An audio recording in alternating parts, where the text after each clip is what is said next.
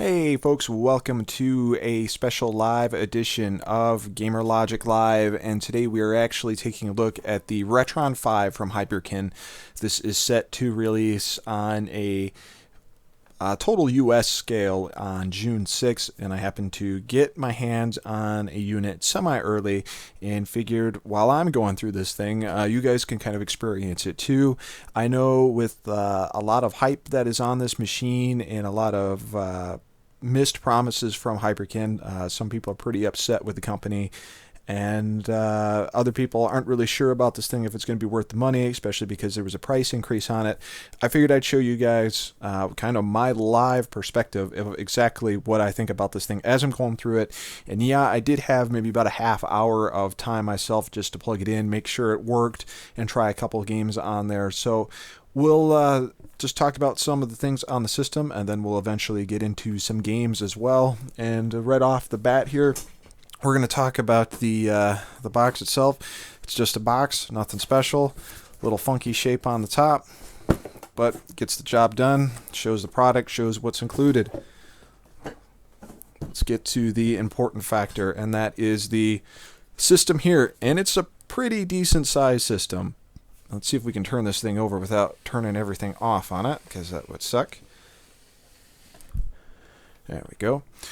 So what the system is, if you're completely unfamiliar with it, is it's a clone-based system that'll play a number of different games. Starting with the very front, you can do Famicom games. After that, you can do NES games, Nintendo Entertainment System, SNES or Super Famicom games in this slot, and then Genesis games. Now, one of the new additions to these clone systems is the fact that it can actually play a Game Boy Advance cart, which I believe the slot is right here. So you're actually able to play GBA games, regular Game Boy games, Game Boy Color games, all of that stuff, all on one system.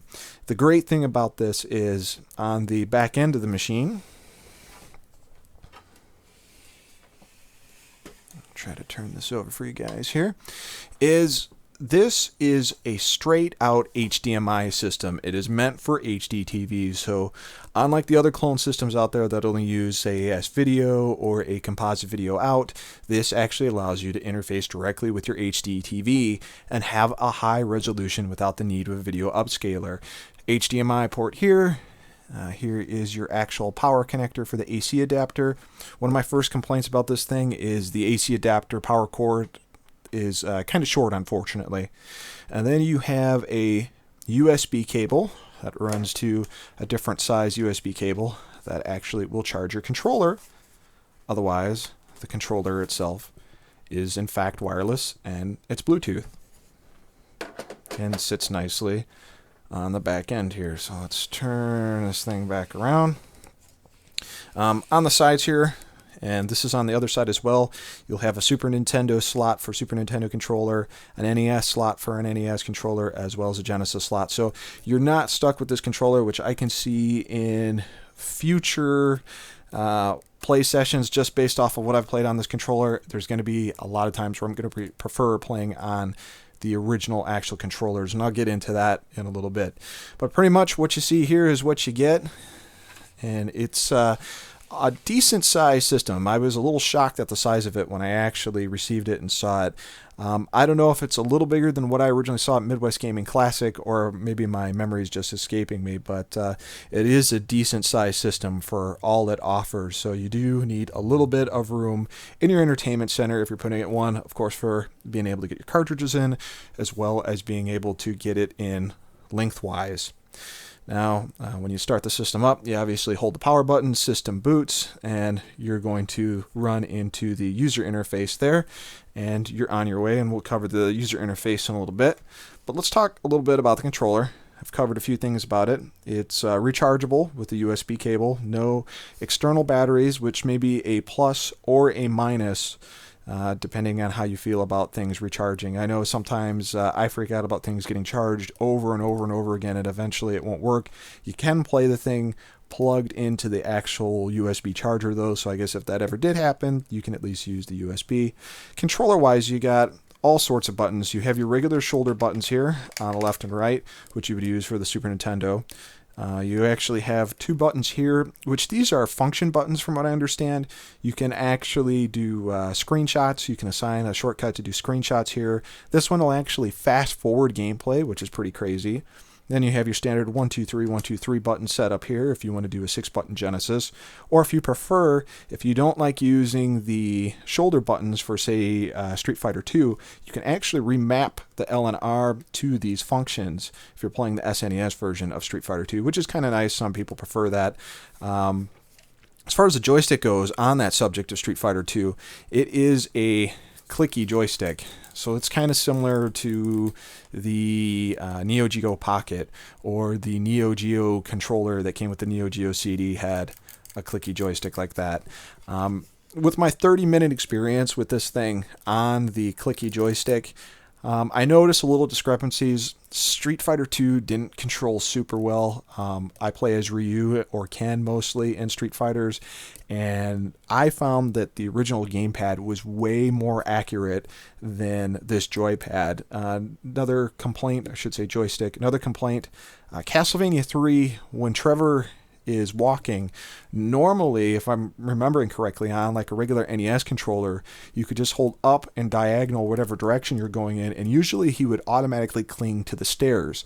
With this, I tend to notice that if I'm holding it in the far upper left or the far upper right, he just skips the stairs. And if you're not really paying attention visually, if you're just going by the feel of the controls, you're going to fall off a ledge, you're going to miss the staircase. So I'll have to come back to that and see if that's actually the case. Maybe it was always like that on the NES and I'm just not remembering it. But it was something I noticed as weird. Other than that, as far as comfort on the controller itself, it's okay. For RPGs, stuff like that, where you don't need to worry about a wire, I think it'll do okay. It's a little bit bulky. Especially on the bottom end kind of digs into your hands a little bit. And, I'm not trying to downput the controller, because in terms of responsiveness, for the most part, it's probably the best wireless controller I've ever played with on a console, or at least a retro console. But I think purists are going to want to be able to use the original hardware a lot more with the controllers compared to this, and if that's the case, well, you have the option for that, so not too much to worry about that.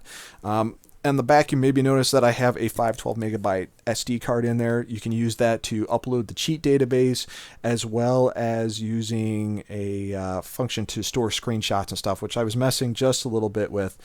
And it seems like a really nice function for reviewers, even if you're not doing the live streams. Like, for example, I'm doing right now. If I just want to do some screenshots, and I happen to be downstairs, I can just go ahead and take a couple screenshots, pull the SD card out, pop them into my computer, and I'm good to go. And makes things really easy there. I won't have to be tied to this room in order to capture things. So that's pretty much kind of the physical shell of the system in overall theory. As far as complaints, again, I've really addressed my complaints with the controller itself. Otherwise, overall, the only other complaint I have about this thing is it feels cheap. And what I mean by that is when you're putting a cartridge in, it almost feels like if you put too much pressure on it that something's going to snap in it, or the plastic's going to snap. I also had some issues with getting the cartridges out, and that's always been the case with clone systems.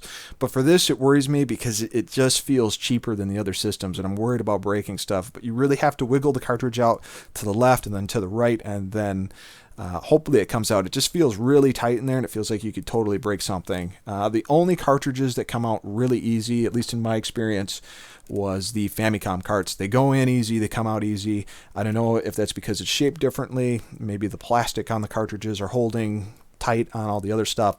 But that's... Other than that, that's pretty much it. Really quick, the lights here will define what system you're plugged in with. It'll also define when the controller is synced up. Kind of neat there. Why don't we jump into the actual user interface for this thing, and I'll explain some stuff there.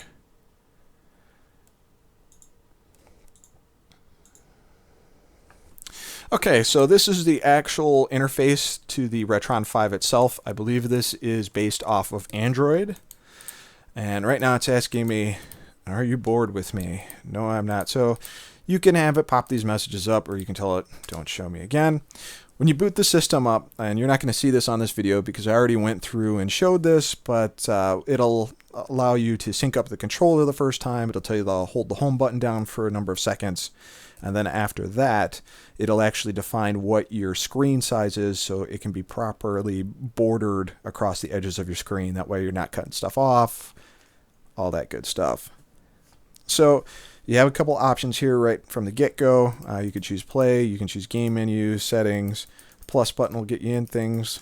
If there's nothing in there, then it's obviously not going to work. Go into game menu, that's not going to work. Settings are. This we'll have to play with when we actually start firing up some of the games here, but you have all these different image filters. You can turn the scan lines on, which is kind of cool for certain games. You can change the aspect ratio. Normal is going to be a 4:3. You can zoom in to 16:9 or crop even further. Overscan cuts out the overabundance of pixels that were on the edge, like blue borders and stuff like that. Force original resolution, I guess that'll put the game to its original resolution, at least that's what I was reading in the manual. Screen refresh rate, depending on 50 or 60 hertz, if it's PAL or NTSC, I believe. Screen size, that's the same option, I believe, that you use when you first start up the system. There is some sound enhancement stuff. I have it on, I think it's on by default. A lot of people complain about sound issues on clone systems. From what I've played so far, it's been pretty accurate. Bass boost if you want to do all that stuff. GUI sound effects, basically when you're moving stuff on the menu, it'll make a little effect. I found them a little loud and obnoxious, so I turned it off.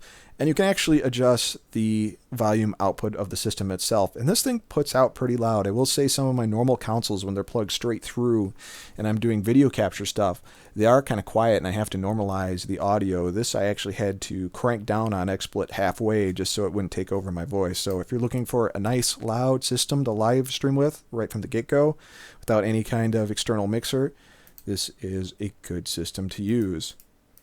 Now there's so much stuff you can do with managing the Retron controller itself. You can pair another controller. I think you can pair up to 4 if I remember correctly, maybe more than that. You can use shortcut buttons to do whatever you need it to do. The controller will turn off in 5 minutes. You can power off all connected controllers. Controller mapping, so you can actually define what controller is what for what system if you're doing 4-player games. Button mapping, what system you're playing. You can change the profile to whatever you want. Hotkey configuration. I was messing around a little bit with this, and I was trying to set one of the buttons here for a screenshot, and it wasn't actually working. And then I found out the left extra button on the controller was taking screenshots. So not too sure about that. Console region, auto. USA, Europe, Japan, auto. Just leave it to auto. Pretty much all of this is very self-explanatory. Auto load last save state. You can have the cartridge start up as soon as it's inserted, loads in, automatically import saves on first run. You can change this to the SD card or internal storage. There's a file manager, system information, write firmware request to SD. I haven't messed too much with this. I hear there's going to be a day 1 update for this thing. Day 1 isn't technically till June 6th, so I do not have a firmware update available for this to try out. And I also don't have access to the cheat database, but I didn't do much looking because I didn't have a lot of time. But I will not be able to show you guys the cheat database function because it's not included with the system. It actually has to be loaded on an SD card. That is not included. All right, well, that's pretty much the majority of the stuff from both a physical perspective and then the internals as far as the software. Let's go ahead and load up a game, shall we? And we're going to start with an NES game. I'm actually going to pop in Ninja Gaiden. So let's go ahead and do that. We'll just switch back to the interface here. So I'm going to go ahead and plug the cartridge into the NES slot.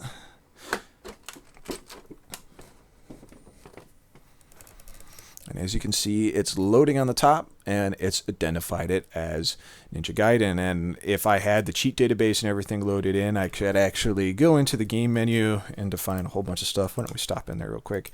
But you can do cheats. If this had a save battery and you had save games on there, you can actually copy it to the system, or you can copy save to the cart. Now this I think is really awesome. say for example, I'm upstairs, I'm playing on my original hardware, and I want to go ahead and save my game, and I want to take this downstairs. My wife likes to watch me play video games, but I don't want to drag or have to worry about starting a game over because my save won't, carry over to the battery or something like that, just for an example. So I can copy this to the Retron, or if I play on the Retron, start a new save, and I want to go upstairs and play, that's probably a better example. I can actually copy the save to the card itself. I haven't used the feature yet, so I don't know how successful it is, but it's a cool feature. I mean, just being able to play a game downstairs, do what I need to do, and say Minnie wants to watch the weather or something like that, she's tired of me watching playing video games, then I can just save my game, copy the save to the cart, and take the cart upstairs, pop it in my original hardware, and be good to go. And if you haven't gotten it by now, this system is going to be sitting in my family room. That's kind of my main point. HD TV down there, don't need a HD upscaler for that, all that good stuff. This is what you see when you go into the cheat database. Not found on the SD card. So you could probably make your own XML, but whatever.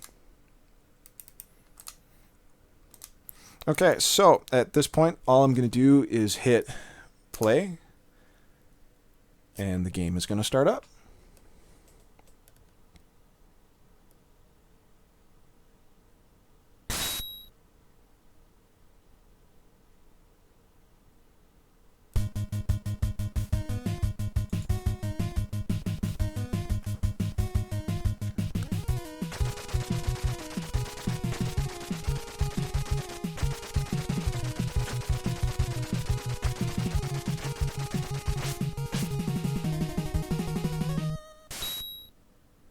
So right off the bat, you can see really crisp, clear picture, and this is without any filters on. You can adjust the filters to do whatever you need it to do. And I'm going to go ahead and shut my video portion off here just so we can focus right on the Retron itself.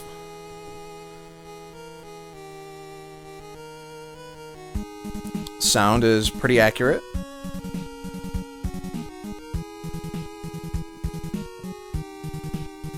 And I'm keeping it in the 4:3 aspect as well.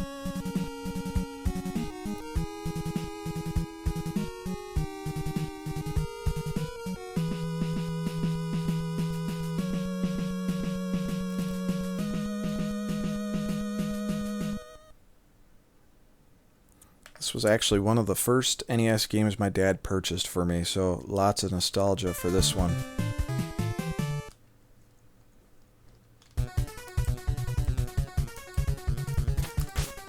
Here we go, looking good. Doesn't seem like there's any issues with speed or video quality.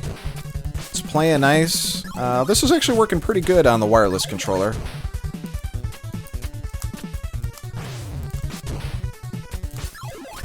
Now, let's play a little bit with the filters. Let's see how much of a difference it'll make. For example, let's turn scan lines on. Let's see if it really makes a difference. Now, on this occasion, it kind of makes it look worse, in my opinion, so let's turn them off.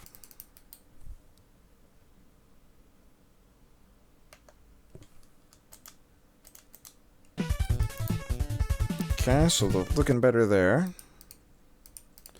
And let's mess with the filter, so let's try this 2XL. Oops. So you can see a little bit of difference there. Makes things pop a little bit more compared to this. So nice cleanup there. Let's try the super.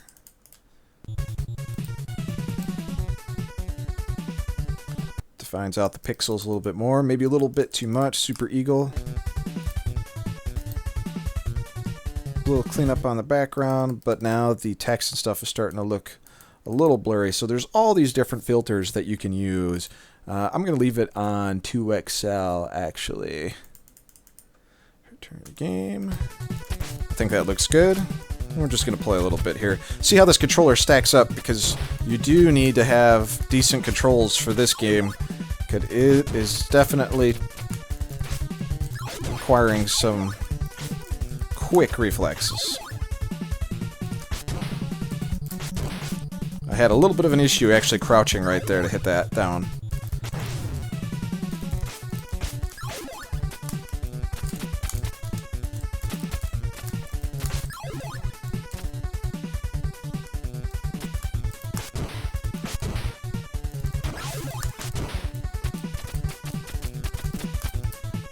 definitely not as natural as a normal NES pad.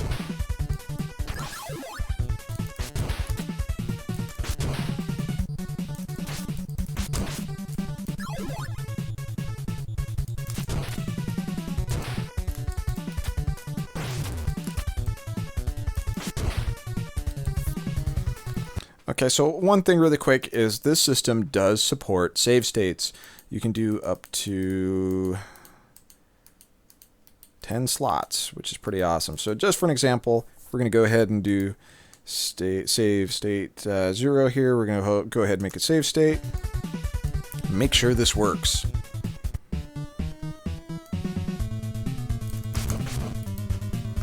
So let's go back and let's load. And there you go.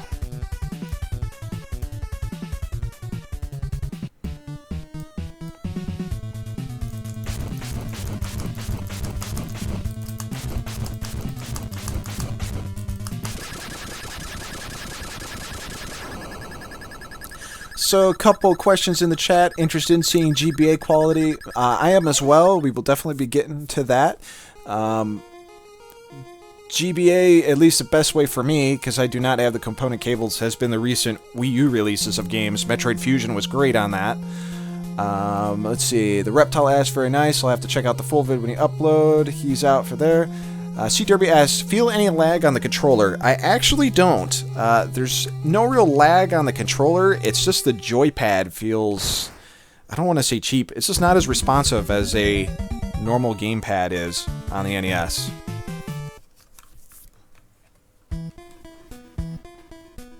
This isn't a controller I'd want to play Mike Tyson's Punch-Out on, that's for sure.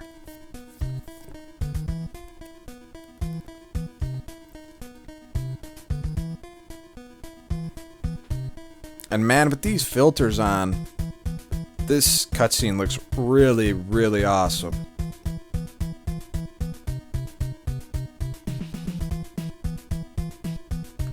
So we're going to go ahead and skip, get to the next level here. We'll play through this portion and then we'll jump to another game.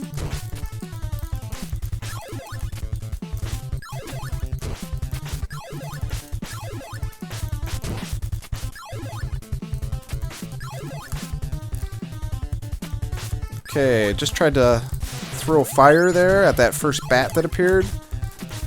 It was a little tough to do. I'm really trying not to harp on this controller, guys, but I just want to be completely honest with you, because this is my first experience playing this with this controller, so I've played on worse controllers.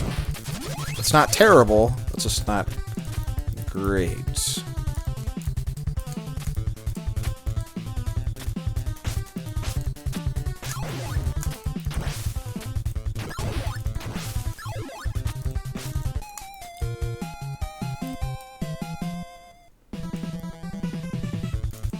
And what I was trying to do there before I perished was, if you hold down with the spin wheel, you can actually cancel it out so you don't waste your ninja magic. And instead, it just halted me altogether.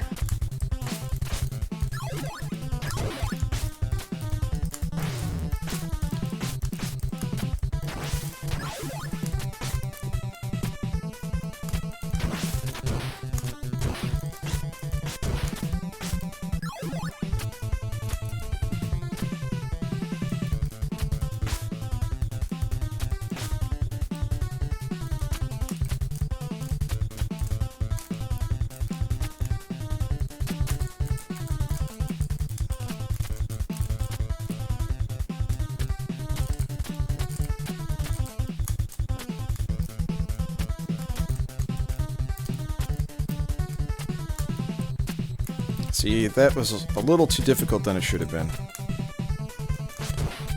See, there's a few more questions coming in chat. Let me just finish this level and we'll get on to them.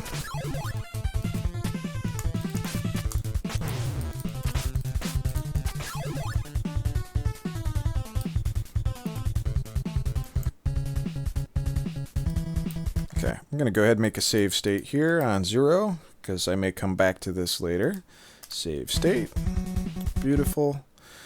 And let's take a look at chat. Genesis is asking, Gamer Logic, have you played enough to find out if any deleted games from the carts are happening? I know that some people say they're having that issue. I've only played it for 30 minutes prior to this. Haven't played any games that have a battery backup feature. So unfortunately, I do not know. When I do a full review, that is something that I'll definitely take a look at for sure, but as it stands, no, I have not had a chance to try that. Let's go ahead and go back to the main menu here. Now let's talk about something that weirds me out, and that is the fact that the manual does not say otherwise, so I'm assuming that this is okay. Taking cartridge out of this thing while the system is on bugs the hell out of me. And I guess, it's it's loading the game into the Android operating system, the game operating system itself, and it really doesn't need the cart after that. But it's just something strange about taking a cartridge and unplugging it from a machine when it's powered. I don't know if that's a good thing or a bad thing or not. I'll probably reach out to Hyperkin and ask them if that's actually okay, because I didn't see anything in the manual that states that. The only thing they state in the manual that you should not do is put multiple cartridges in this thing, because it can actually damage the system itself. When I was at the Midwest Gaming Classic this year, and Hyperkin had their booth there, or I should say their expo room essentially, someone put multiple games in there. I don't know if it was when the guys weren't looking. It was also their demo system, but someone popped some multiple games in there, and they thought it actually damaged the reading of the cartridges completely. I'm not sure if it just overloads something or what, but long story short, don't plug multiple games in this thing unless you want to break it. So we're going to tell this thing that we want to continue, and I'm going to go ahead and take the cartridge out. I'm going to flip the scene back on and kind of show you how difficult it can be to take a cartridge out of this. And right now I see the plastic is coming up. That actually came out pretty easy, so that wasn't too bad, but you got to do a little wiggle action to get it out. Really would have loved an eject button. So some people were asking for Game Boy Advance, so I'm going to go ahead and load up Castlevania Aria of Sorrow on this so we can check out the Game Boy stuff, because I know a lot of people are interested in that. So let's go ahead and go back to the interface here while I get the cartridge out of the box.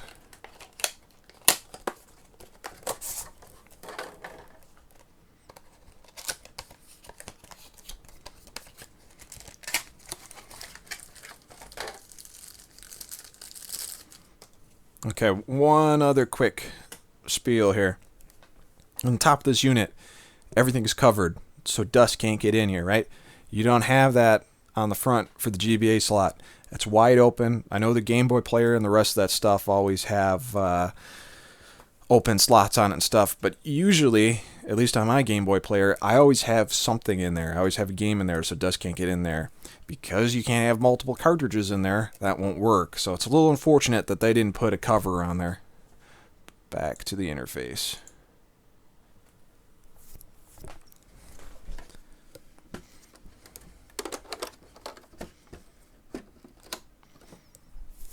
Another thing up, the game does go label up, not label down on the system. So we're loading up here.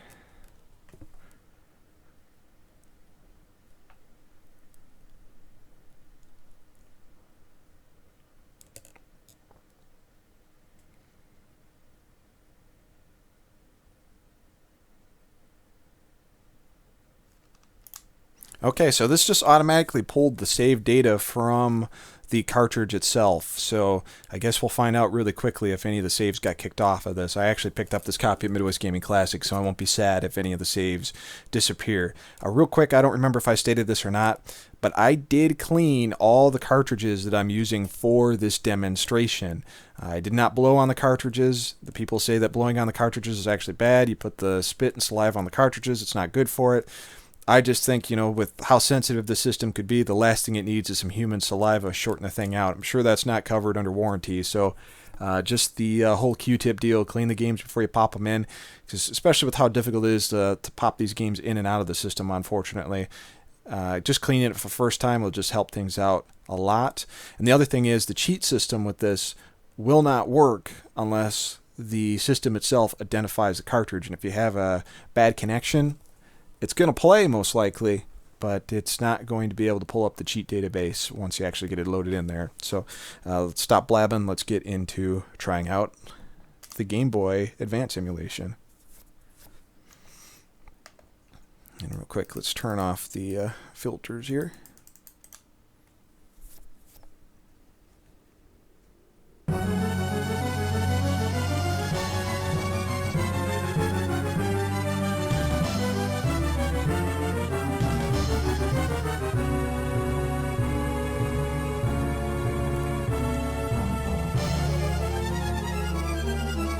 First impression, going from the title screen, is it looks okay. Not as good as a Wii U revamp compared to Metroid Fusion, but not terrible. Let's get out of the low resolution menus here and see the actual game.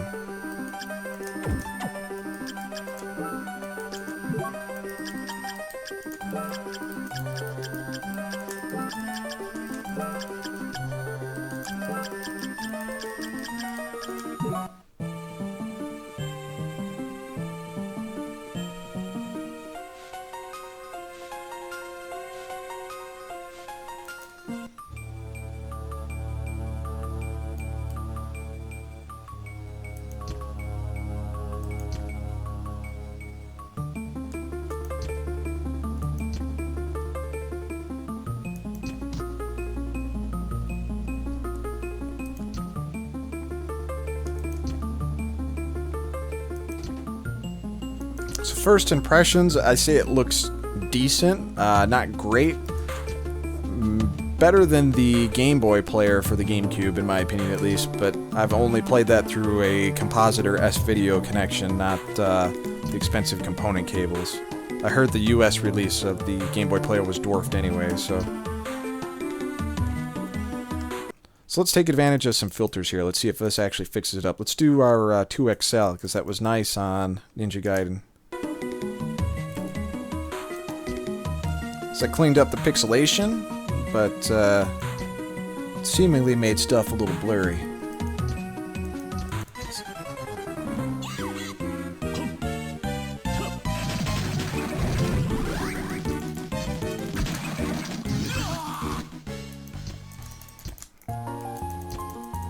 Blah, blah, blah.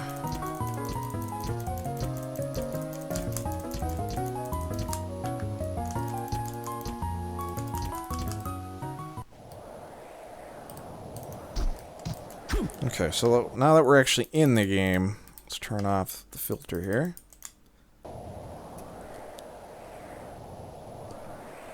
So that is without the filters. Looks okay. This cleans up the pixelation, but makes it look a little blurry, out of focus.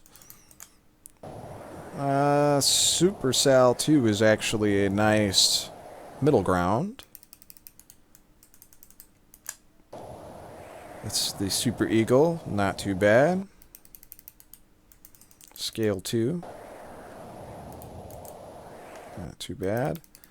So, I mean, you can get away with playing almost everything without the filters, but I like the 2XL, so that's kind of cool. Check the chat here really quick. Can you try the fast forward function? Let's see if it works. And I'm just holding the right button here. And there's no audio. But it does work.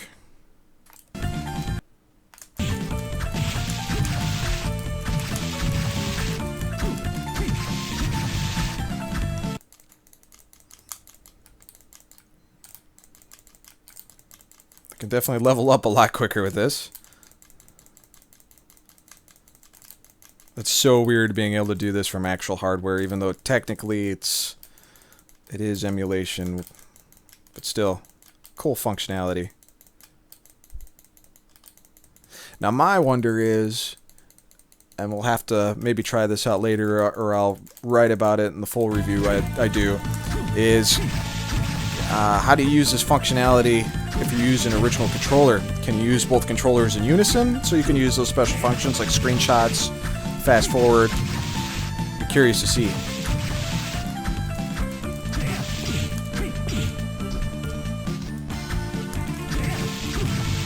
You know, with this filter, this actually looks pretty good. This is on par with what I saw with Metroid Fusion.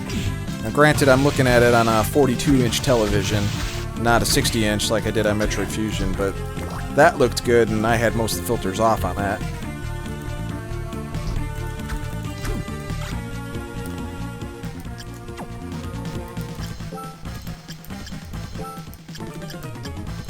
Definitely a decent way to play Game Boy Advance. Because I can barely see that stuff as it is.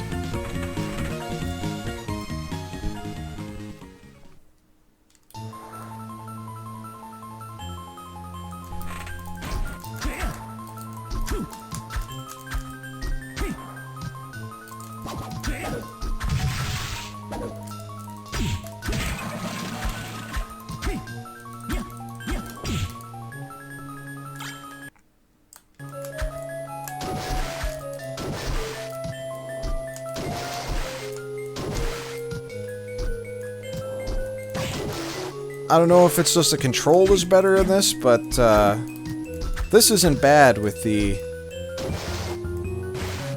joypad here, joystick.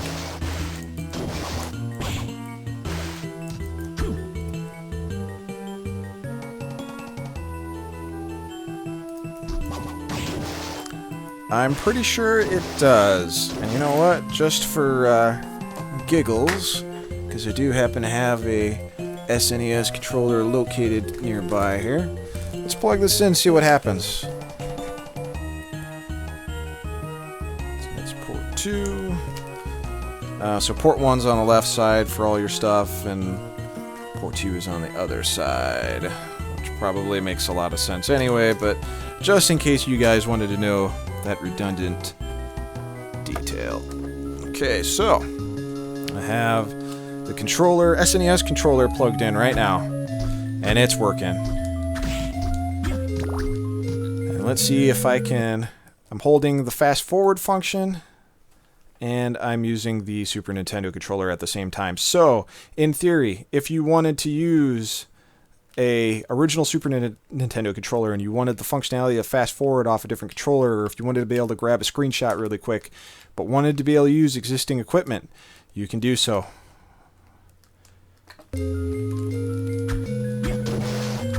Now the default assignments, I would probably change it up so Y and B are actually the buttons I hit. Right now it's B and A on the Super Nintendo controller, which to me feels a little weird, but I'm liking this more than the joystick, that's for sure. So, I mean, you could use the NES controller, of course. You could use probably a Genesis controller as well. You just gotta have enough inputs to do it, which NES controller really wouldn't work for this, because I think this does make use of the L and R buttons.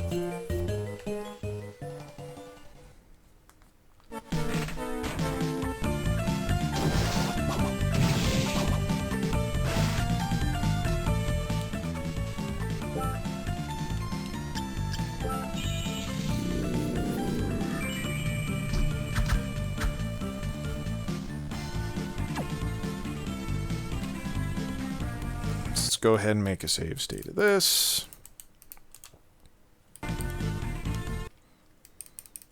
Let's return to main menu. Go to game menu and copy save to cart. So let's see if that functionality works. Let's see if it removes our saves. Now, we have a question in chat. Genesis asking, would you be able to map the fast forward function to an SNES controller via settings? Good question. Let's take a look. Settings. Controller to player, button mapping. Super NES. Current profile is default. Manage profiles. Add a new profile.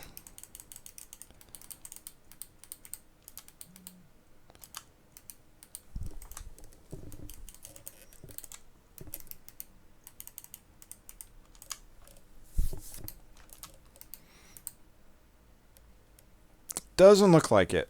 Doesn't look like you can use those. Oh, well, maybe that's not true. No, it doesn't look like you can use that functionality to use the special features.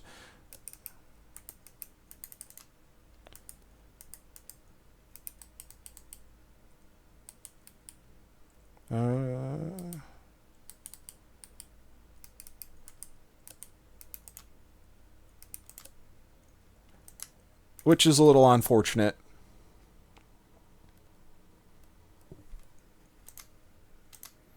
But I guess to Hyperkin's defense, they want you to be able to use their controller for something. And I can see if you're playing a Super NES game, you know, you're going to want something alternate to hit, but it would be nice for other systems to be able to hit stuff. But here's the wonderful thing about this, guys, is it's an Android OS, and I'm sure if you guys hit Hyperkin and say, hey, we'd love to be able to use a function for like Game Boy Advance, for example, to be able to use the Super Nintendo controller and assign a shortcut to that controller, like a fast forward function to that controller, rather than having to use the Hyperkin controller. And you never know, they may add that in a firmware update. That's the beautiful thing about it, is they're saying that they really want to support this thing. So that's something that they could potentially put in a firmware update. So if you got a suggestion, definitely send it to them. The worst they can say is no, or nothing at all. But always worth a suggestion.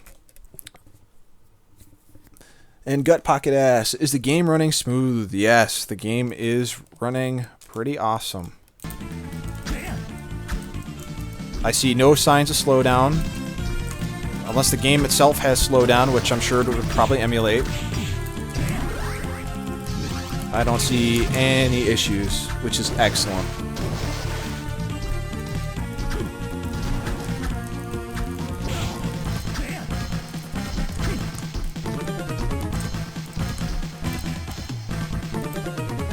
So let's stop with the Game Boy stuff, and we got some more stuff running in chat. Do you have any repro carts you'd be able to test? I heard they are hit or miss, and I'm wondering how often they work on the console, or homebrew. You know, I actually do have a couple homebrews, and why don't we try that? Because that's a really good question. Let's see what we can and cannot fire up. Let me go ahead and just unplug that controller.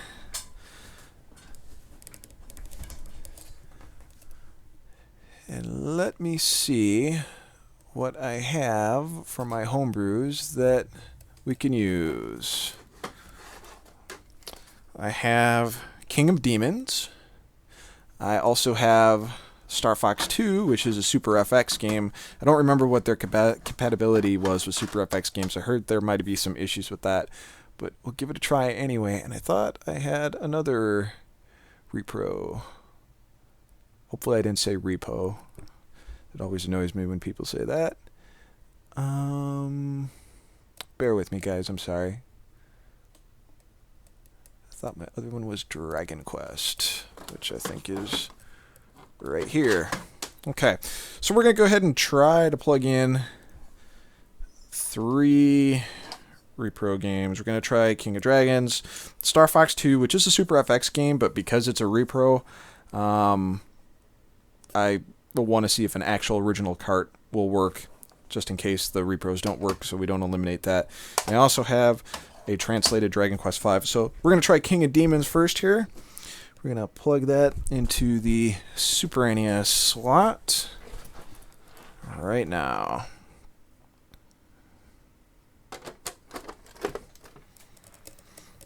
It's loading. Okay, it says unknown cartridge, but I've had this happen with regular cartridges where it just can't read it.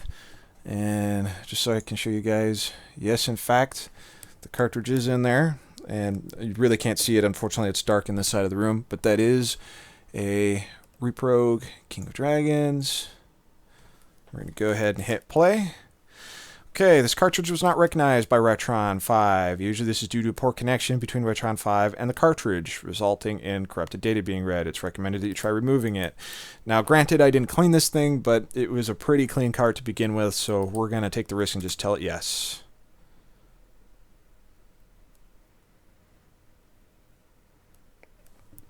And we have a black screen.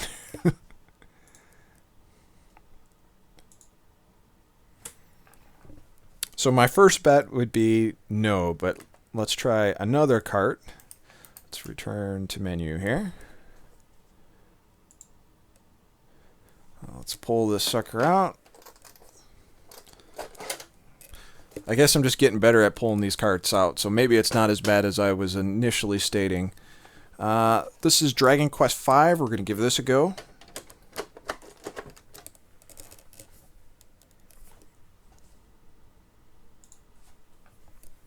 Also coming up as an unknown cartridge.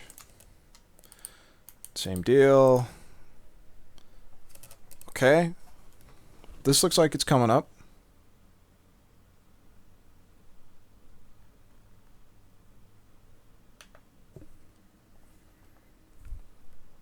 Looks like...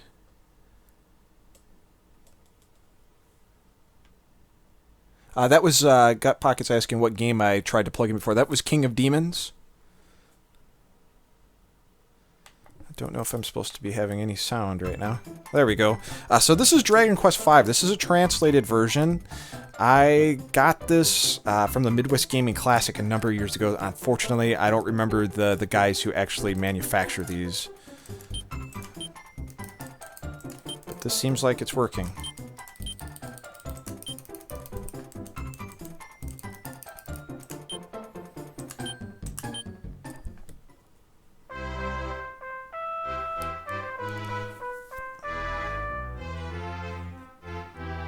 So this is working. Deal with this is you would not be able to use cheats.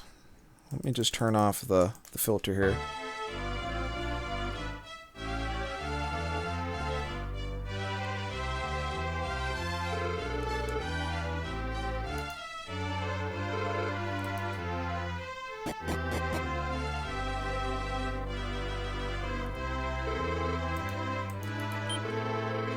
So this is working. Now, one quick question I have with save states myself is if the cartridge is not identified, can you use save states? So let's just we'll use 3. Save it.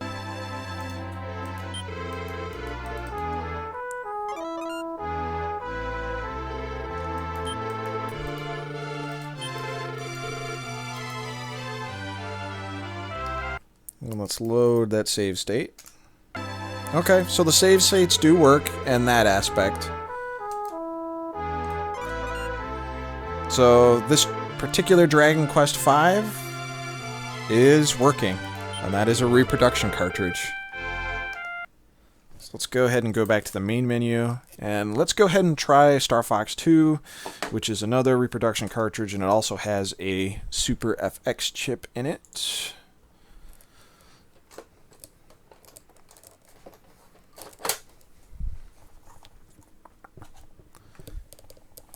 As soon as I figure out what I did with said cartridge, here it is.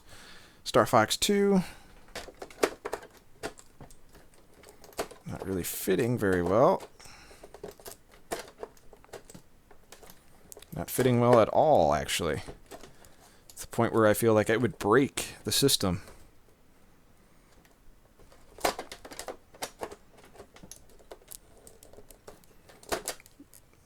And I'm wondering if that's because of the extra tabs.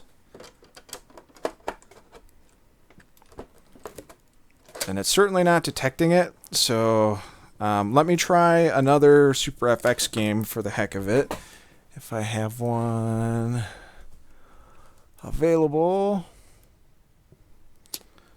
Which Yoshi's Island was a Super FX game.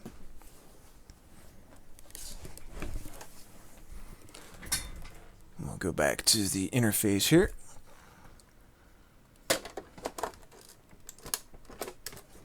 Okay, that Star Fox 2 repro, for whatever reason, reproduction, didn't fit in, but Super Mario World 2 did.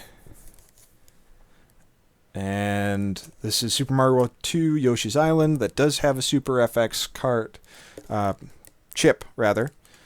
Okay.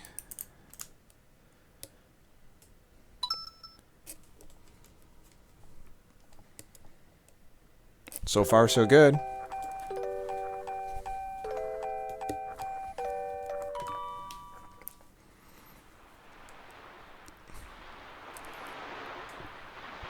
Sam, that looks pretty awesome. Go ahead and turn on that supercell filter too. See if it cleans it up a little bit. Wow. That filter is really awesome. So yeah, like I said before, various filters make a huge difference.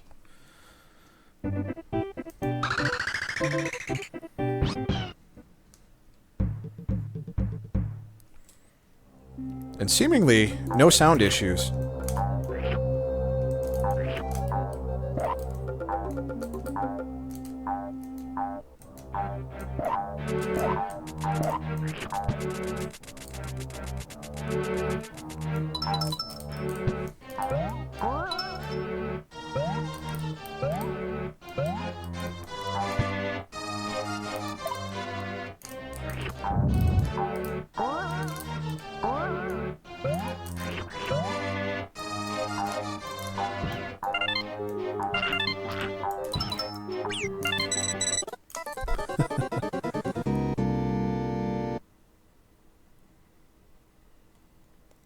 Yeah, Dr. Claus asking about different save states. His question actually is, the next time you have an unknown game that works, could you do another save state? I'm wondering if all unknown games have to share the same 10 save state, or if the council knows to treat them as different games. That's a really good question. I was curious as well. So if we run into another unknown game, we'll definitely give that a try. Super FX Chip 2 seems to be okay, so we're fine with that. There's another game I'd like to try here, and that is Mega Man X2, because that also had a special chip in it, and I believe the third one did too, which I also have as well. So if you guys want to see that, just let me know. Let me find X2.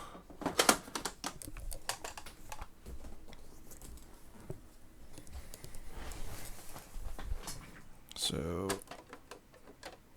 Mega Man X2's in now.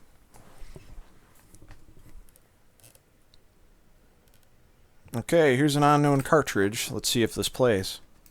And then we'll do the save states. And if I remember correctly, I used save state 3 on Dragon Quest. So we'll see here.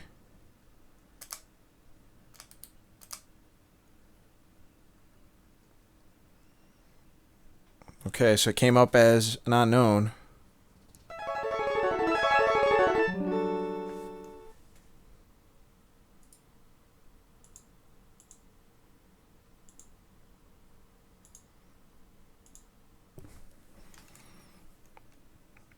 And it doesn't look like we're booting past the Capcom screen, so I don't know if that's a matter of the cartridges not being put in correctly, if it was dirty. So I was trying to clean as much as possible before we started. I'm going to go ahead and pop this out and try to put it in again.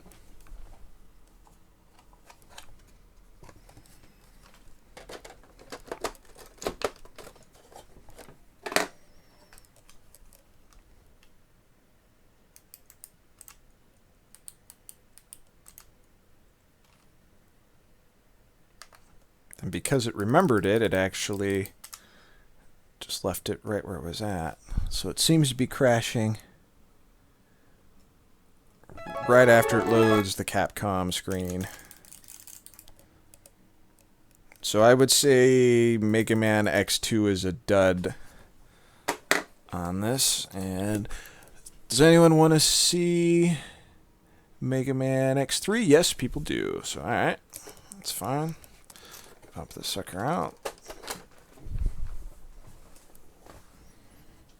Let's see if we can get this to work.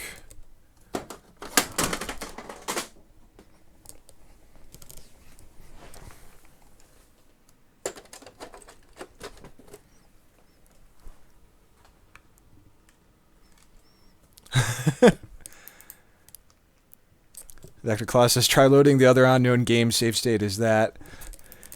Watch, the Retron 5 just explodes.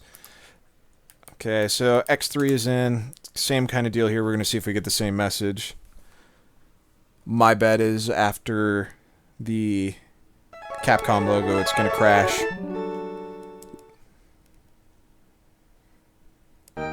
No?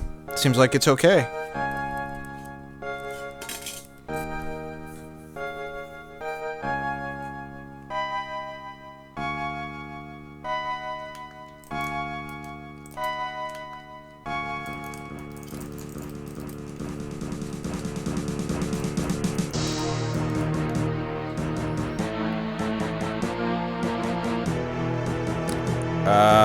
It's loading the music, but it's not doing anything game-wise. It's not a freeze on the Twitch end.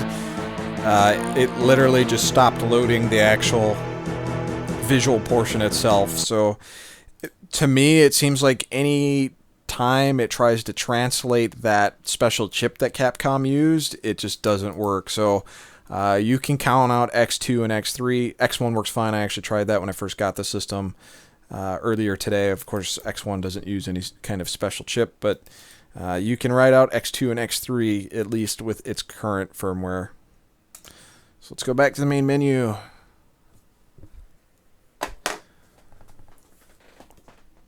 And let's see what else we got here. You know, speaking of Mega Man, let's go ahead and try the Famicom portion of this. Make sure it works.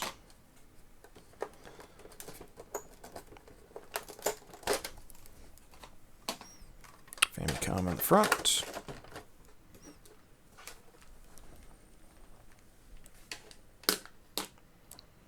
And there we go. We actually have the Japanese title.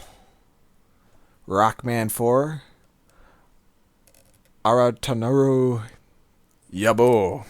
Just totally raped the Japanese language on that. Sorry, guys. Now, I actually did pop this in earlier. And if you see there, the game has actually started showing a screenshot. So if I go to play, it's actually picking up right where I left off. And I've had different games in the system, so it's kind of cool. Little fast forward function there.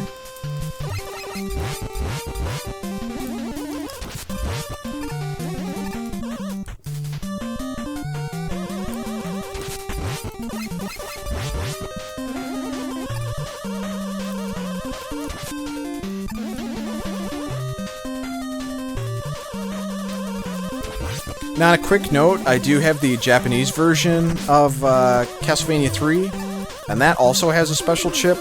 That is a card I've actually had some issues with in the past, so I don't know if the cart was just dirty or what, but that did not work for me.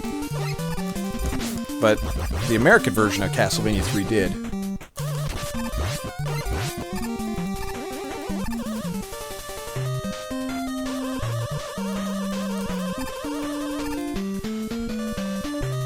And I've said it once, I'll say it again, this looks just freaking awesome. It looks great. Better than my upscaler in a lot of overall presentation.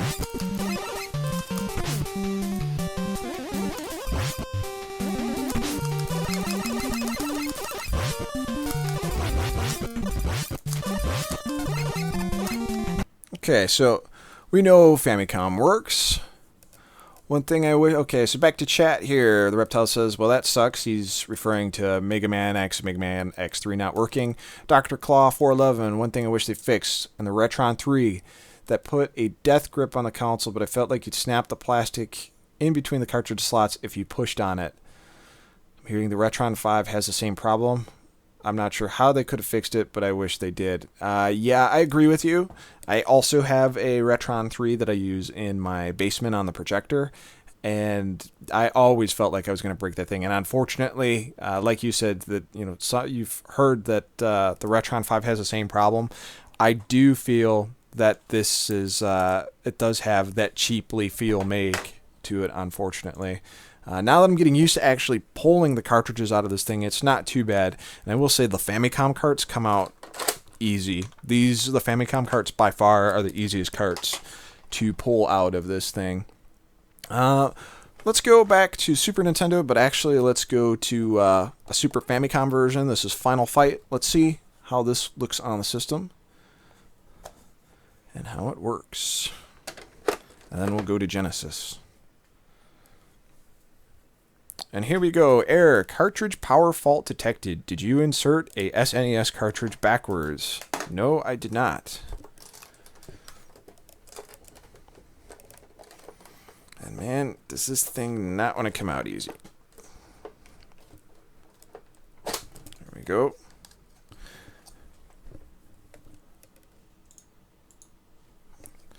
Grab my handy dandy Q-tip here, even though it's dry still. Maybe a little dirt on the contacts.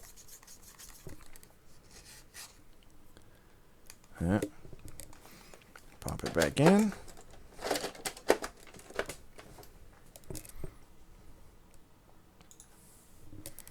Now it came up, final fight. And hey, I was playing this earlier, and look, it remembered exactly where I stopped playing. I think that's pretty damn amazing, because I didn't use a save state for this. So I'm wondering how many games it can actually store into memory. But like you guys said, you know, with the unknown, how does it know to differentiate between the different games? We'll have to see if we can find another unknown here.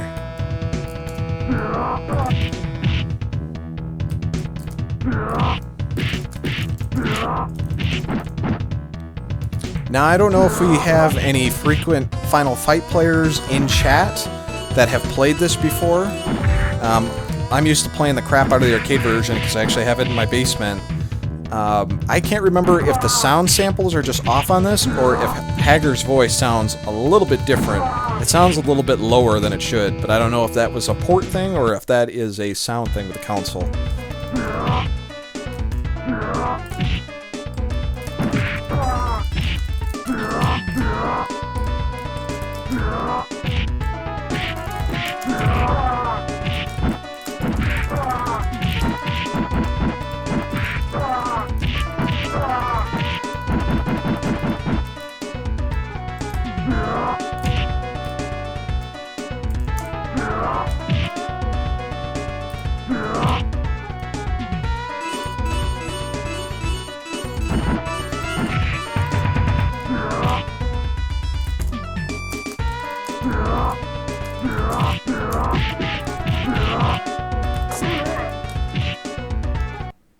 So as you can see, Super Nintendo works fine, as well as Super Famicom.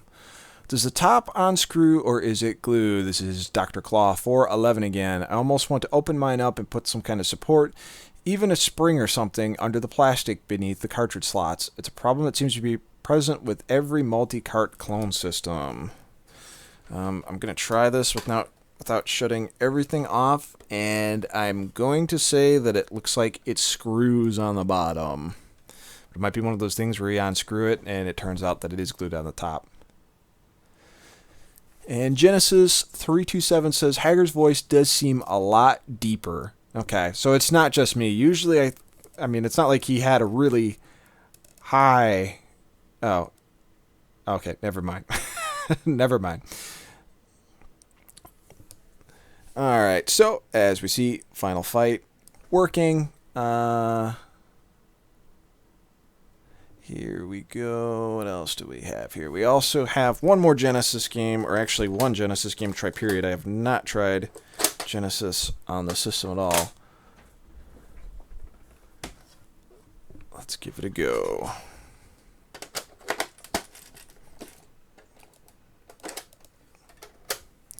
I don't know why it said SNES cart, because I put a Genesis cart in. Let's try that again. There we go.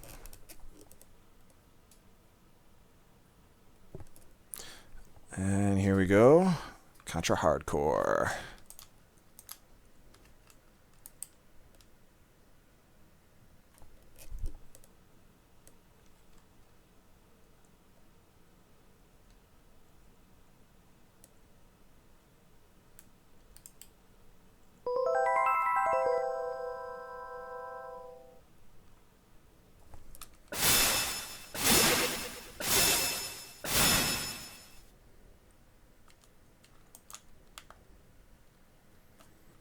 Looking good.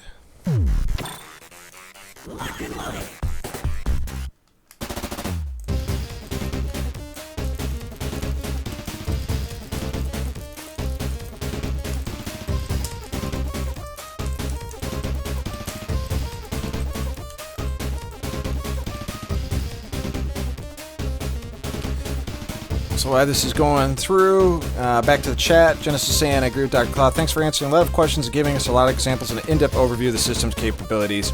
Not a problem, guys. That's the main reason I wanted to do this video, is because there's so many questions about the system, and I was one of those people that wanted to know exactly what the system had to offer, and not everything was being explained or being covered, so I figured, hey, I finally got a chance to get this, and yeah, I'm going to be doing a full review of it on gamerlogic.net, but I figured stream for an hour or two and just see what people's interests are in this thing as far as what it can and what it can't do.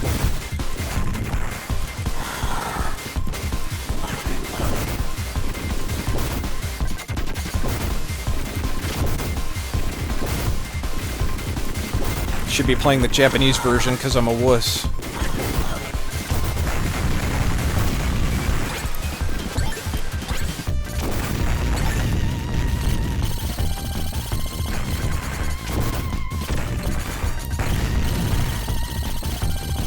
God, I love this game.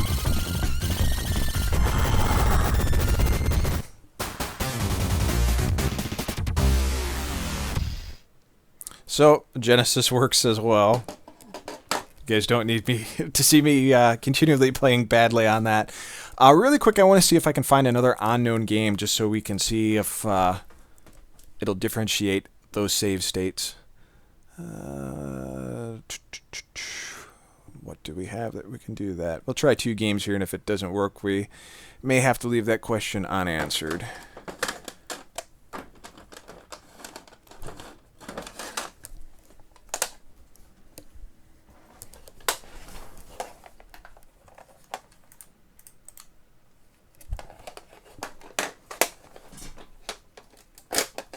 So I just grabbed Run Saber and SOS in hopes that for some reason it won't read it.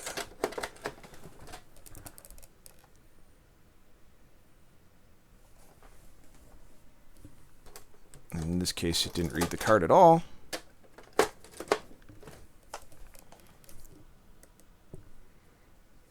Okay.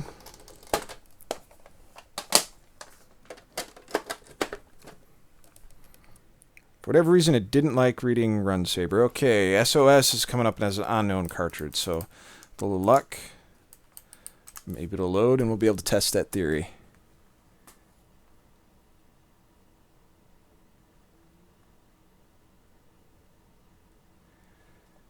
So Dr. Claw 411 in the chat is asking, do you have a Super Game Boy to test? If it works, that would be extra slave states for Game Boys, though I'm sure it'd be only 10 more total, not per game via Super Game Boy. Yeah, we could give it a try. And I'm getting a black screen on SOS here, so I'm going to assume it's dirty, unfortunately, because this is a cart I saved from death at one point or time. There's my magic Q-tip. If this doesn't work, we'll try Super Game Boy real quick.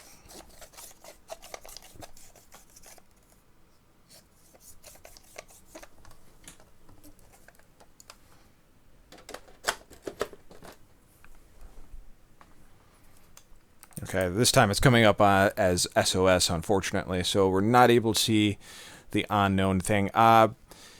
Because we're running out of time here, unfortunately, I won't be able to dig into that, but I will ask Hyperkin that directly and ask them what's the deal with unknown games and save states, just to try to get clarification on that before I post my actual review. But let's take SOS out. Let's try the Super Game Boy. Super Game Boy. I'm curious to see how that works anyway. Let's grab a game that I tried just the Game Boy functionality on earlier and worked. That's Teenage Mutant Ninja Turtles.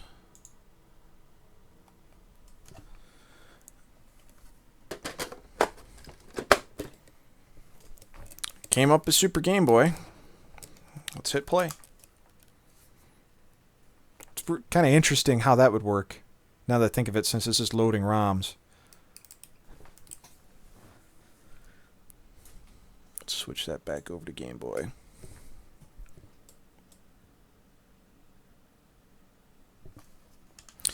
So as you can see, I'm just getting a black screen here. Well, not a black screen, but the Game Boy isn't loading anything up. Because if you remember, this is pretty much just grabbing the ROM from the cartridge.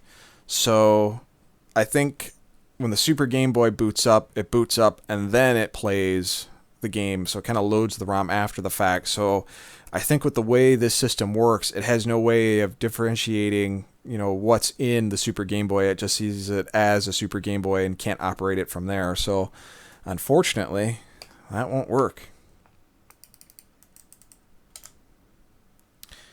And other than that, that's pretty much all I had for you guys off the top of my head. Did any of you guys in chat have any additional questions for me before I close this thing up? Let's bring it back to the interface here.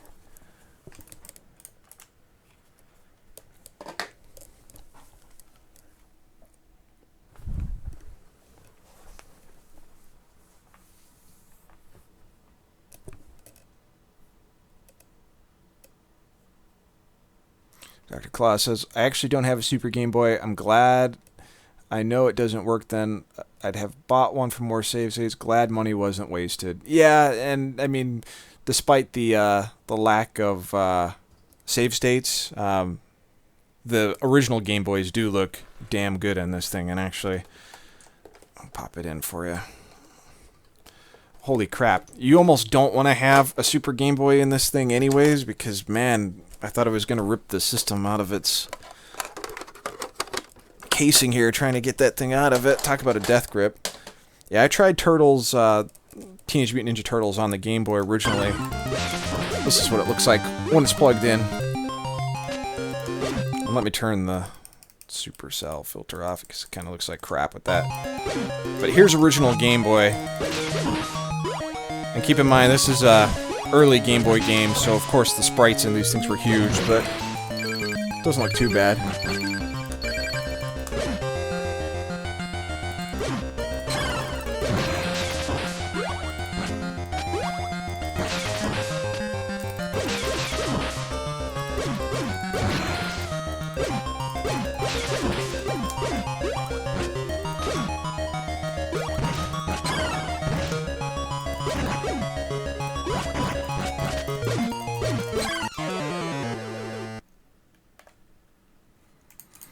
I did want to test the Master System capabilities, but my power-based converter is actually in stored somewhere, so I wasn't able to get it in time for this. But apparently that works too, and you can play Master System games, which is pretty cool.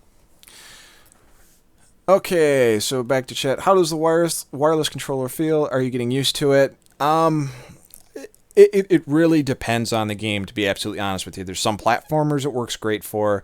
Contra, Hardcore, it seemed to work pretty decent doing the directional shots. But games like Ninja Gaiden, when I was playing that, trying to do like duck slashes or to stop the fire wheel or spinning wheel attack by holding down and jumping, ended up just screwing me over. Bottom line, if wireless controller is best for like RPGs, stuff that isn't really super controller intuitive. If you want accurate controls, you're going to want to plug in your regular stuff. Otherwise, you just kind of got to test out the wireless controller on the particular game you're playing and see if it's going to work for you. I will say like Ninja Gaiden and Castlevania 3, just not responsive enough for it. So let's see. Have you tested stuff like Kirby Tilt and Tumble or Pokemon Pinball? I actually don't have either of those, unfortunately. And the Delta Spirit is asking, overall impressions, only good for streams or original console replacement? I think this is a great system. Despite it being a little cheap in certain areas, like the construction of it and some of the software limitations that it has for now, which can be fixed, for even $140, it's a great system to get if you want to reduce your console footprint down to just one thing that will work for almost any major thing, any major console, like the Nintendo, the Genesis, the Famicom, and not have to worry about having multiple systems. And the fact that you can plug it straight into an HD TV and it just looks great from the get-go, that's awesome. I mean, for my original streams that I do on original hardware up here in my game room, I paid $340 for an HD upscaler. It looks great, but this thing comes pretty close, if not better, to reproducing the games in a better looking HD format. Now, granted, that has a lot to do with the way it's emulated, but still, it just looks fantastic. And if you were to use this for streams, it's going to work great. It's easy to plug into. It's easy to plug into any capture device and just play.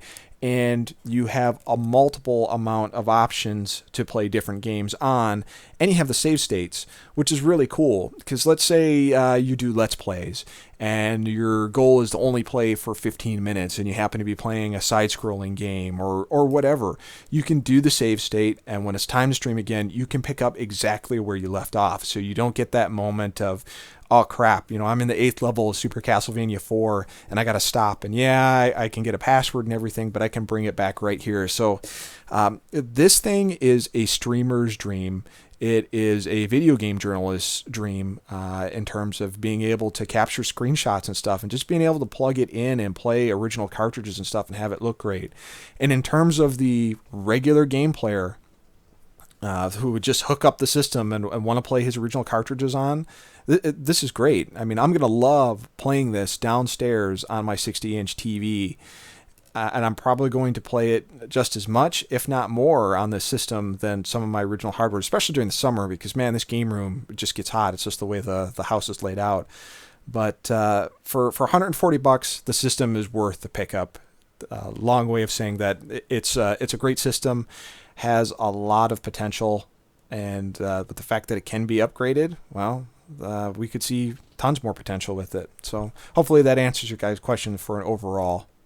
What capture device do you use? When I'm doing live streams, it depends, actually. If I'm just doing straight gameplay, I'm not recording any voice, I have a Hodgepodge or Hogpog, whatever you want to say, PVR2 that I use to stream. And then if I'm doing live stream, like my Gamer Logic live stream with guests and stuff, or how I'm talking to you right now, I actually use a Live Gamer HD.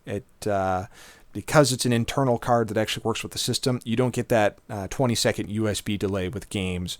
Stuff is actually pretty close to being in sync. It drives me nuts using the Hogpog or Hodgepodge live and then trying to use live audio with it, and the game is behind, and you have game playing in the background. It picks up the sounds, and then you have the actual sound from the game coming in, and everything's out of sync. It just drives me nuts. So let's see what else we got. Okay, so Artemis, I believe the username is. It's really green on my monitor, so I can't tell. Sorry about that. I pre-ordered for $74.99 on Amazon last September. Who knows when it'll ship, though? Well, I got good news for you. I pre-ordered mine originally on Amazon September 14th and also got it for the $74.99. I just got notification today that my unit will be here on the 6th of June. So good chances if you ordered last September, you're going to get it. Keep an eye out for that Amazon email. And actually, if you go to Amazon, it does actually have the June 6th date. Talking to a couple people on forums and stuff, they actually said that Amazon contacted Hyperkin, and Hyperkin shipped out a ton of stuff over to them. So good news there. So yeah, you should be fairly confident getting it on the 6th. Dr. Claw 411 kind of confirms that fact as well. Let's see, Dr. Claw 411. One last thing, do you have an Earthbound to test? I wonder how this works with all the checksums. I'm wondering if the extra enemies are there. And you're talking about the SNES Earthbound, right?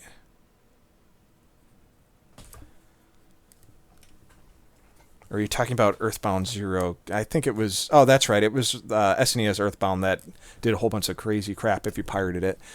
I do have an Earthbound to test. Just got to get it out of its box. And the Delta Spirit asks, you can change it to 4:3 ratio. Yeah, you can change it to 69, stretch it out. Tons of different stuff. So let me get Earthbound out of its box here.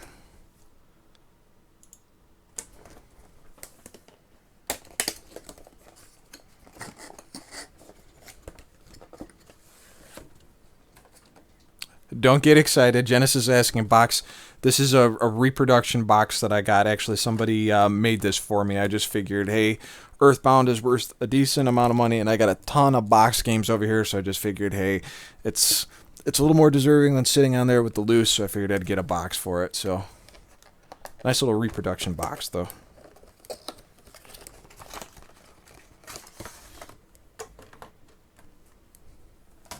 And I have the guide, but the guide is beat to hell. Okay, so here we go. I almost plugged this in and forgot that I had Teenage Mutant Ninja Turtles in on this thing. Okay, so let's go ahead and pull this out. Pop Earthbound in.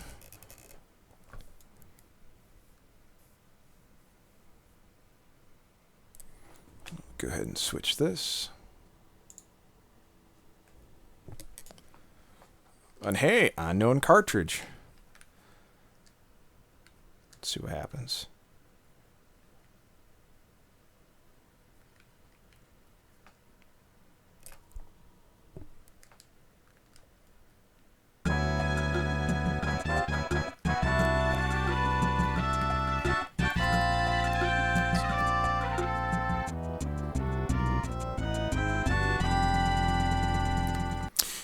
Yeah, Dr. Claus referring to a whole bunch of stuff that would happen if you made a duplicate or a pirate of Earthbound. And I remember the end being unplayable if you pirated the game. And it would delete all your save data, too, after the fact if it was a pirated copy of the game, which is kind of funny. Well, not funny if it happens to you and you happen to have a pirated game, but...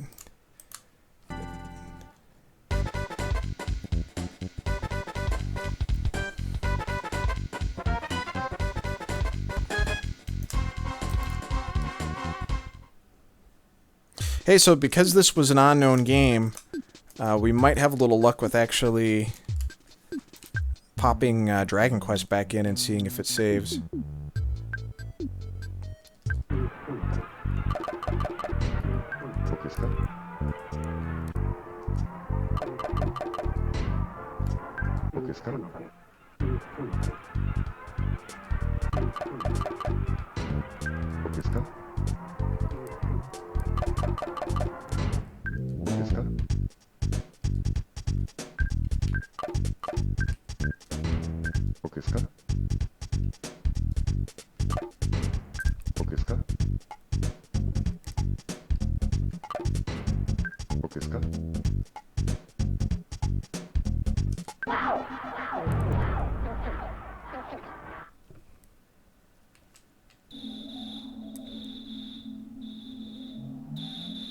You know, I've been waiting for a good time to replay through this game, and with this thing, now that I have it, I really want to show my wife this game. I think she'd get a kick out of it, so this is one of those games I'm definitely going to be playing downstairs.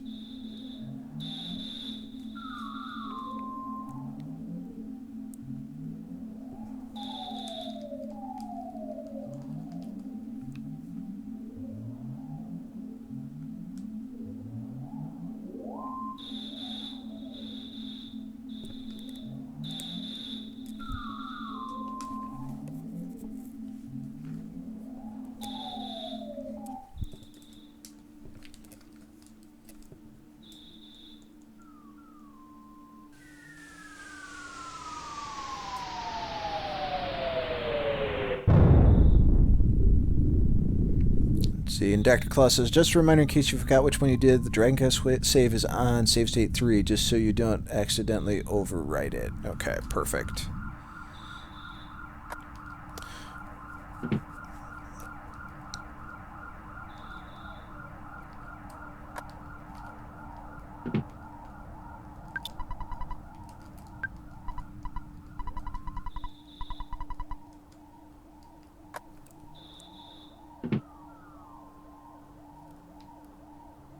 And Artemis is asking, are you able to insert and take out cartridges with ease like their respective original systems? It's a little bit of an art, actually. The more I've taken cartridges out of the system, the easier it's gotten, but it is a little rough. You do have to do a little bit of like a side pull on it and kind of get it up on its side and then pull it out. Famicom games come out super easy, actually easier than they do in the original Famicom, or I should say the AV Famicom.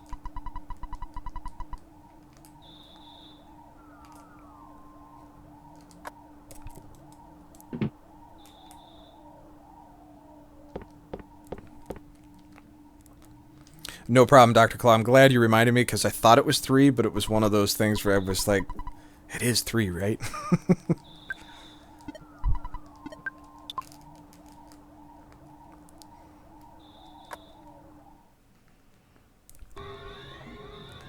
Now, Dr. Claw, you're probably going to be more familiar with this than I am, but do you see the enemies right away when you're playing the hacked version of this, or hacked version of it, pirated of it?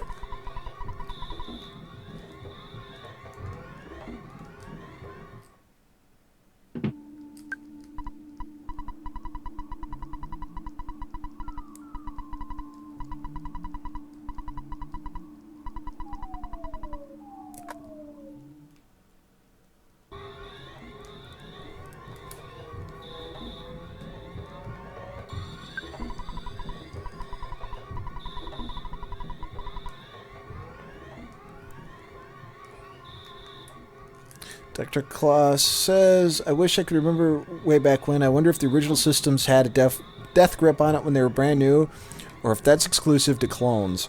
You know, I don't remember my original NES being that big of an issue pulling the game out of.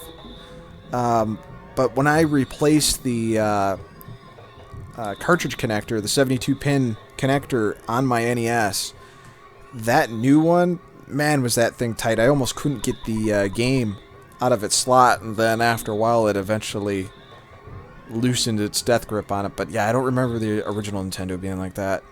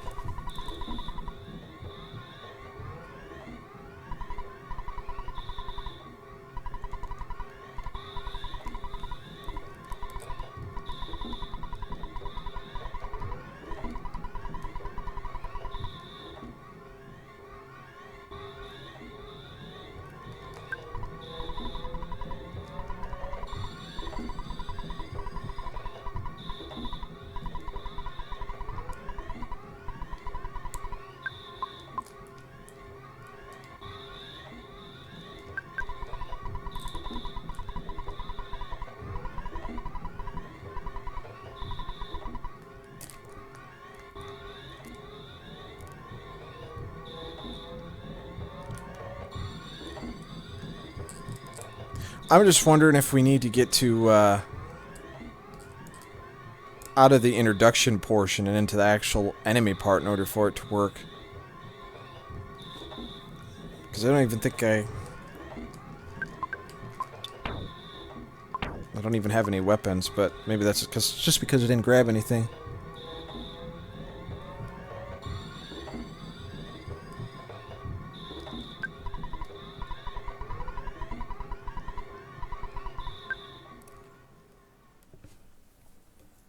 I seem to remember the Genesis kind of having a bit of a death grip to it, trying to pull stuff out of it.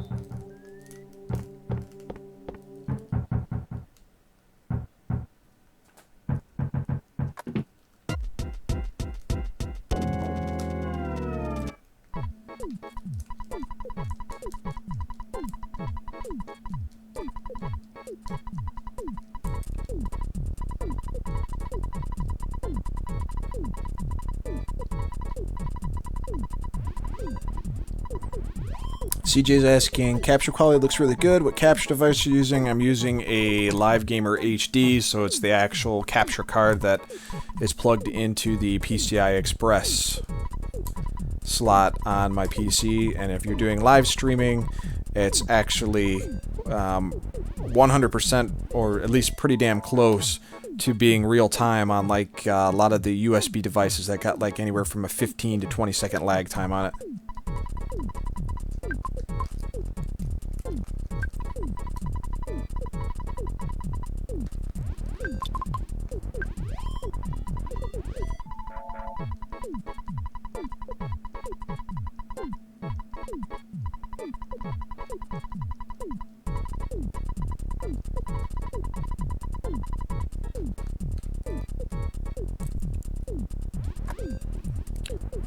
No problem, Dr. Claw. We'll see if the enemies show up here.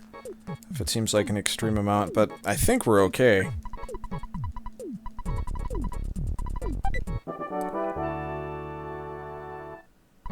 How much does a Live Gamer cost? I think it's gone down in price, but 120 bucks maybe. Maybe it's a little cheaper than that now because they went and did a lot of USB support after that. I will say that this capture device is not without its issues. They have a lot of issues with the driver installers, and you actually have to run the install and then manually install the driver.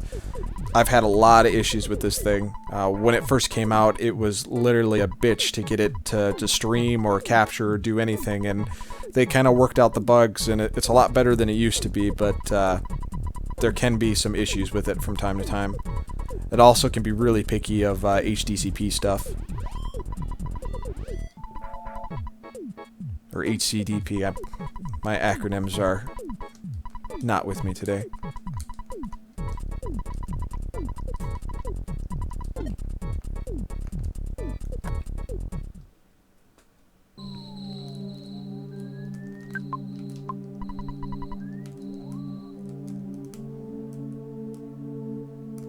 Yeah, there doesn't seem to be a overabundance of enemies here.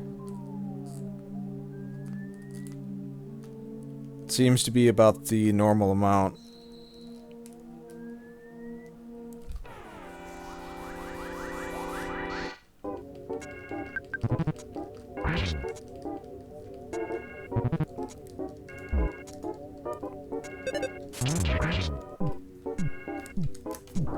Okay, so just so we can see what the save state does, let's go ahead and do a save state on 2.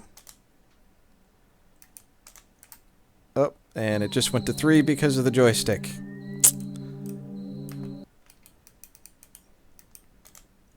Which is unfortunate. So Earthbound's good. Let's try to pop in that other thing. Pop in Dragon Quest, other thing. Where is Dragon Quest?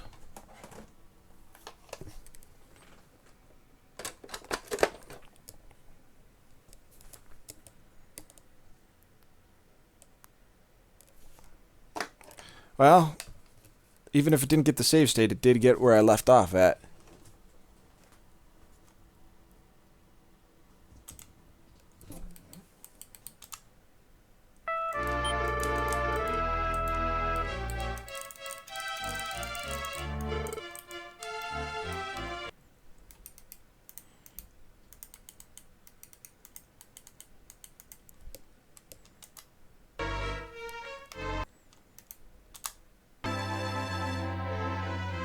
Okay, that save state was 3, even though I theoretically overrode it with Earthbound, and that put it back right where it was. So I'm thinking it may just pull the header data from the unknown game, even though it's technically unknown, and make a separate save for it. Just to be sure, though, let's go to the main menu. Let's pull this out.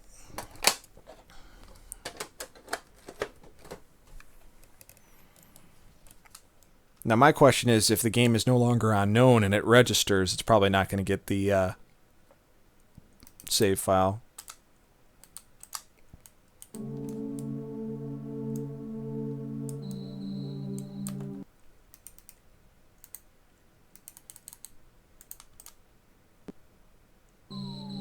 And there we go.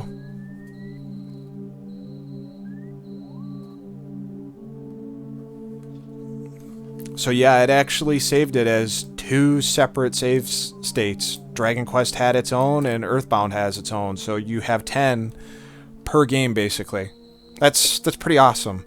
Like I said, my only question is if, for whatever reason, if I clean this game because I bet you the contacts are dirty, and I plug it in and it comes up as Earthbound, is it going to know to use those unknown game save states, or is it just going to think it's a brand new game? I'm thinking it may think it's a brand new game. I may try cleaning this thing again just for the hell of it. I don't think I used a Q-tip on this.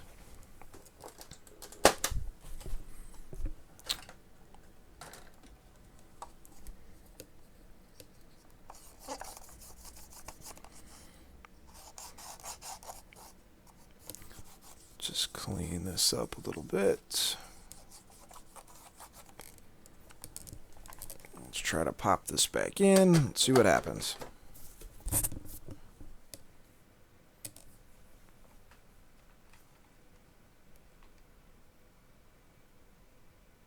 Okay, still unknown cartridge, so I don't know if that's an issue with Earthbound or if this thing is really dirty. Unfortunately, I'm not sure. But at least we proved that it will give you 10 save slots for multiple unknown cartridges. So that is good news there. Even if you can't use the Game Genie thing, I'm fine with the save states and stuff working. So that is pretty cool. So other than that, guys, you got any last questions for me? Because I got to close this up in about 5 minutes.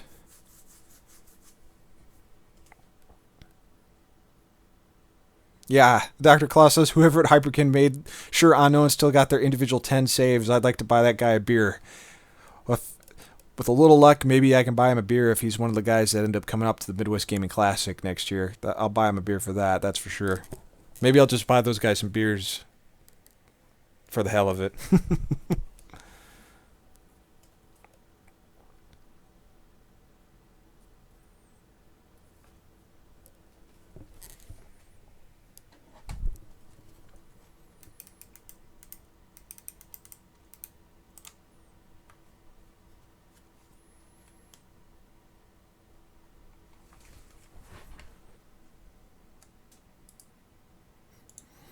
And if you guys in chat, if you have Twitter or Facebook or whatever, you can find me on Facebook at The Gamer Logic.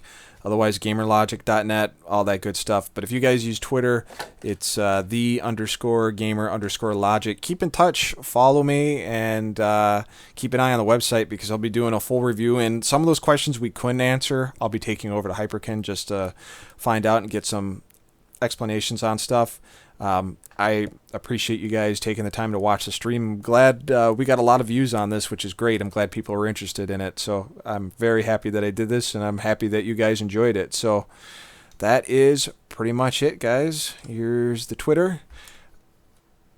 Thanks for watching, and hopefully if you guys were on the fence about the Retron 5 previously, this kind of made a decision for you, though it sounds like the majority of you guys already had the system pre-ordered. So if you were worried, hopefully that took away some of your worries and saved you some money or spent some money either way. So I am going to sign off with that, guys, before I ramble on anymore. But thanks again for watching, and hopefully I'll see you guys soon. Peace.